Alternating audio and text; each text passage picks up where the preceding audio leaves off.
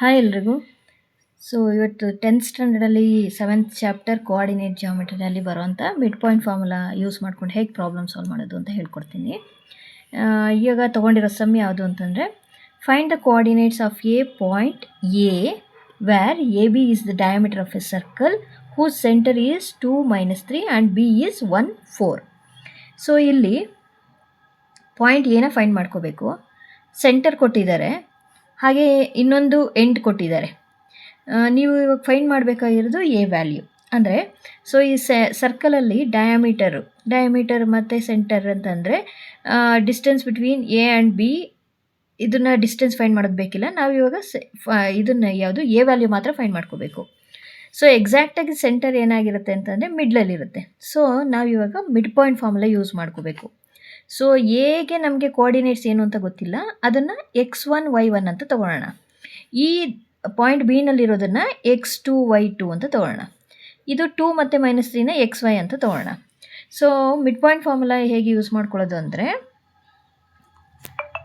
x, y is equal to x1 plus x2 divided by 2, y1 plus y2 divided by 2. ಇದು mid point formula. So x y value ಎಷ್ಟಿದೆ ಅಂದರೆ 2 - 3 ಇದೆ. 2 - 3. x1 ನಮಗೆ value ಗೊತ್ತಿಲ್ಲ, x1 ಅಂತಲೇ ಬರ್ಕೊಳ್ಳೋಣ. x2 1 divided by 2. y1 value ಏನು ಗೊತ್ತಿಲ್ಲ, y1 ಅಂತಲೇ ಬರ್ಕೊಳ್ಳೋಣ. y2 4 divided by 2. ಸೊ ಇದು ಎಕ್ಸ್ ವ್ಯಾಲ್ಯೂನ ಎಕ್ಸ್ ಕೋಆರ್ಡಿನೇಟ್ ಜೊತೆ ಈಕ್ವಲೈಸ್ ಮಾಡೋಣ, y ಕೋಆರ್ಡಿನೇಟ್ಸ್ದು y ಜೊತೆ ಈಕ್ವಲೈಸ್ ಮಾಡೋಣ.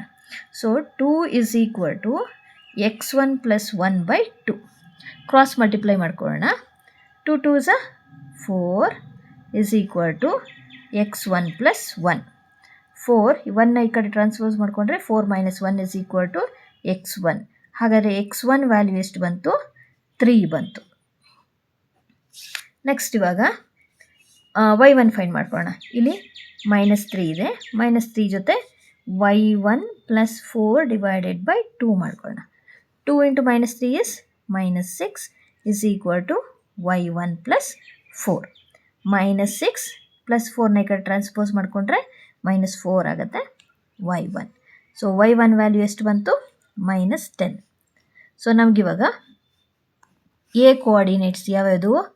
x1 y1. ಅದೇ x1 ಅಂದರೆ 3, y1 ಅಂದರೆ -10. ಹಾಗಾದರೆ ಇಲ್ಲಿ ಬರುವಂಥ ಕೋಆರ್ಡಿನೇಟ್ಸ್ ಯಾವ್ಯಾವುದಾಗಿರುತ್ತೆ ಅಂದರೆ 3 ಮತ್ತು -10. ಸೊ ಹೀಗೆ ಮಿಡ್ ಪಾಯಿಂಟ್ ಫಾರ್ಮುಲಾ ಯೂಸ್ ಮಾಡಿಕೊಂಡು ನೀವು ಈ ಥರ ಕೋಆರ್ಡಿನೇಟ್ಸ್ನ ಫೈಂಡ್ ಮಾಡ್ಕೋಬೋದು.